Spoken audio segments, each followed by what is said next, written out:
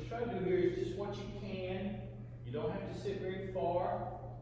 Just in one direction. Well, for right now. And you just want to make sure you take your time. Usually about 30 seconds. Unless you go really nice and slow. Now go the other way. That's not easy. No, it's not. Just take your time.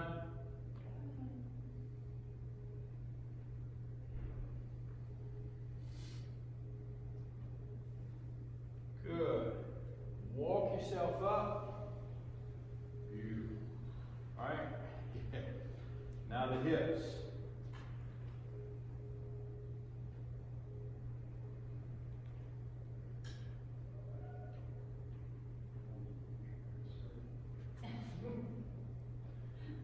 I still think,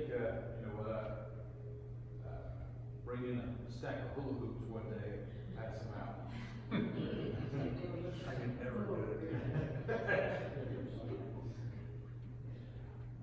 Good. Now go the other way. Remember that when you're doing this, in particularly, take your time. By taking your time, the easiest way to remember that is that there should be momentum. Right? You just want the range of motion. Try to get through. Make sure your head stays pretty still. And especially if you're already a little sore or something, you really just want to ease into it. Alright? Good. So that was 1, 2.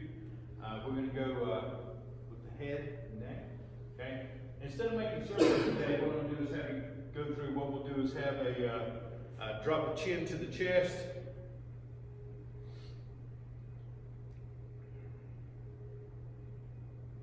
Look up, tilt the ear over to the right shoulder.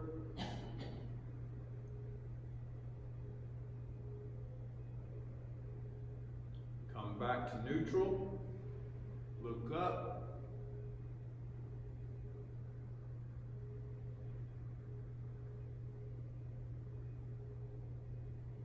Back to neutral. Left side. Oof.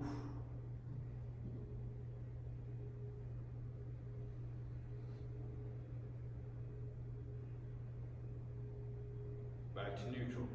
Now what you'll do is just one circle. I want you to drop your chin and real gently rotate your head around. Just one easy circle. Don't push anything. Yeah, and then roll all the way back to the front. Take a breath.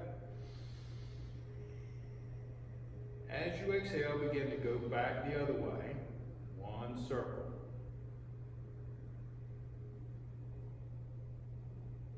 This can be very much like a Rice Krispies exercise. Okay. Right. So usually I'll do about 5 breaths or so, but that's just you can do 1 and break it down. So that's 3 of the circles. Now we're going to go with the shoulders, double spirals, and around.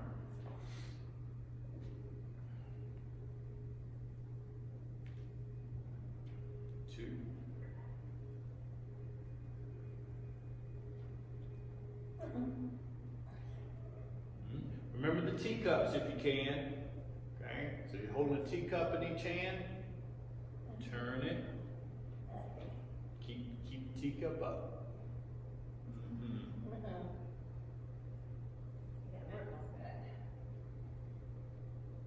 One more time.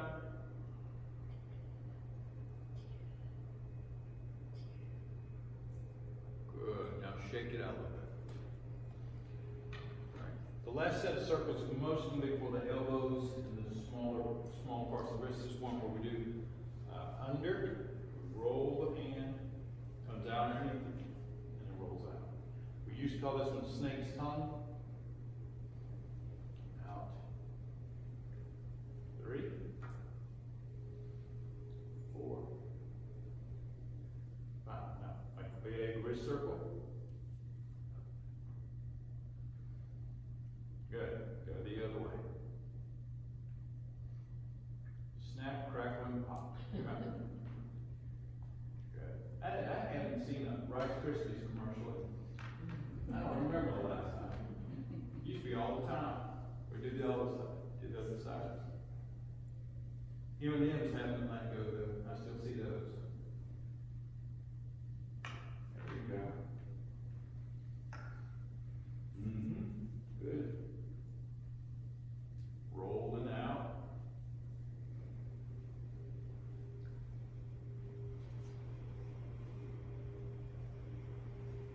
Good. Hold on to the forearm there, just make a big wrist circle.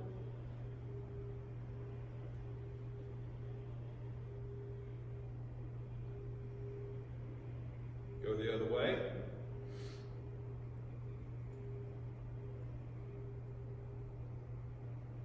Beautiful. Okay, so that's all 5 body circles for the most part. We've done the shoulders before too, but since I'm trying to keep it at 5, we did knees, hips, head, spiraling, and then rotating. This next time that will be 5. All right. So we have also done a couple of other exercises in the past too, just for strength and balance. So if we look at just picking 5 for that, one of the first ones we've done in the past is what we call pull down the sky. Okay, that's why I had you holding your arms up earlier. Okay, so we're going to reach up. Okay, now if you can come up to the balls of your feet, that's great. If not, just stay down. As you exhale, pull, use your muscles, pretend like you're pulling 2 tight ropes down. Yes. 1. Take it up. In this theme of 5s, we'll do 5 reps. 2.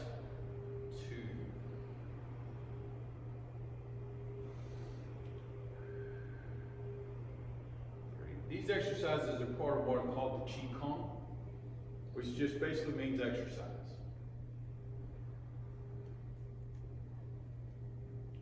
One more. And 5. Good. All right. Next one we do is press the heaven and earth. Right? So the hand floats up, level the chest. You're going to push one up. Other one down. Notice how I turn my fingers in. Exhale. 2. Back to neutral. Press one up.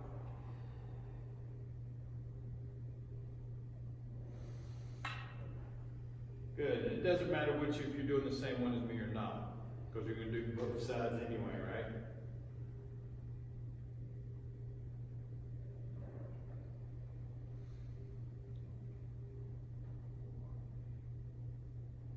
One more round. Nice. Stretch it up.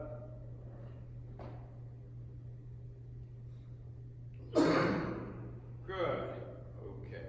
From here, the bear looks into the woods. Okay, this one where you sit down a little bit, whether you're in your chair, just turn, just look behind you as far as you can get. I see you. Yeah, and just try to stay right here for about 3 breaths. Don't push, just turn a little bit. As you exhale, come back to neutral. Breathe in. As you exhale, turn the other way.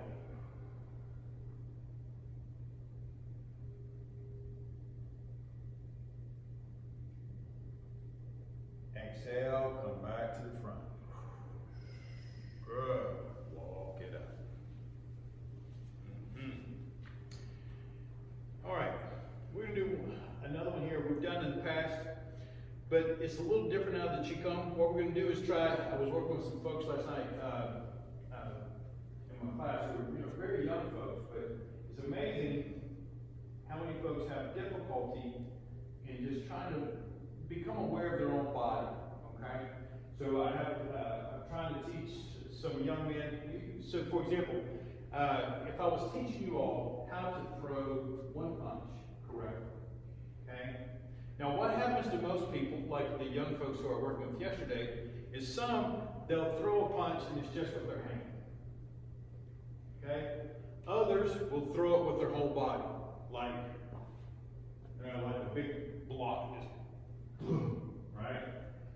And that's, neither one of those is what I'm looking for. What I'm looking for is your ability to throw, but use the earth in your hip. So it feels more like a whip, right? So it pops, pops. Now we do this in your Tai Chi, right? So when you see me do Tai Chi, sometimes you'll see me go out. So you'll see how the hip, if you're a baseball player, right? You don't sit there and the guy pitches the ball, you go, right? That's not how, when the pitch comes, the first thing you do is open your hips, right? You get your hips into it, and then you drive through, bam. If you're a golfer, it's the same thing. You turn, bam, throw the hips in. So when you're throwing a punch, it's the same thing. What you do is you take, if I'm here, put one leg slightly in front of the other, what we call kind of a neutral position, right? And then what you'll do is take your hip, throw the hip, then the hand. Okay? Pull the hip back, hand back, up, back. Boom, boom. You see how that? It's a good basic way of starting so that I throw the hip, bam, bam. You can feel the difference, right? Between just throwing your hand or just leaning into it, right? That's not it either. You got to throw the hip, bam. Okay? So just as a movement goes, it's a good way to practice. If you're playing tennis, it's the same thing. You toss the ball up, and as the ball comes down, you pull your hip. That's right. Right?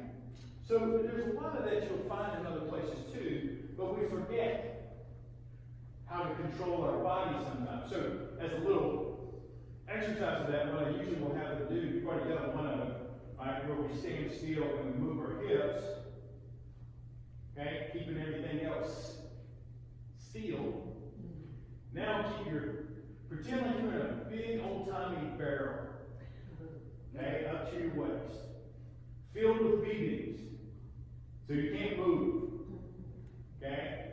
But all this is free, okay? So just pretend like that for just a moment. Now move your shoulders, put your hips, circle your shoulders a little bit, but keep your hips still.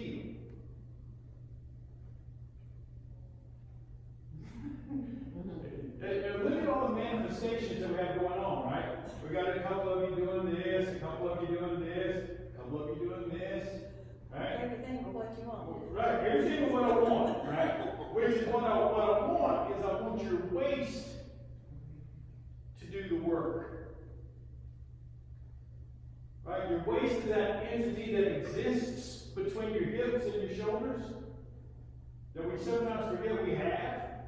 Until you start to have pain, like sciatic pain and stuff like that. And the reason I say that is because if I do this and circle back and forth, how much work is my waist getting? Just about zero, right? Just about zero, right? Which means now my intestines are not getting any massage. To massage the intestines, the waist must turn. So this is where the exercise that we've done in the past, where we put our feet about hip width apart. I wore stripes today on my pants purposely so y'all can see them, right? So that I stand here, carry the tray, keep your pants still, right? Turn to a side. That's all hands, right? Come back to neutral, right? The other error that we don't want to do, okay, so we don't want to do this. Is there a patch on the back of my shirt? There is, okay. Watch this. Did that patch move? No. Okay, I'm going to do it for the camera here. So if I'm here and I do this, the patch didn't move. You can see this patch here on my shoulder. Now, keep my pants still. Did the patch move? Yes. Yeah. The hands didn't. See, notice how my hands are still right here beside my lungs. It's not a big movement, but what's doing that movement? Well, no, it shouldn't be your hips. Notice my pants.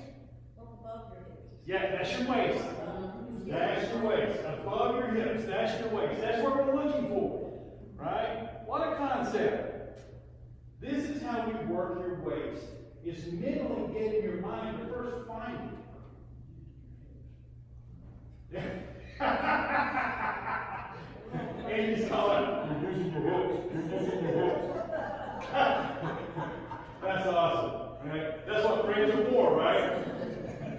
That's what friends are for. Now, why is that important to you? Well, again, for good spinal health and good back health. So it's not just about punching and moving.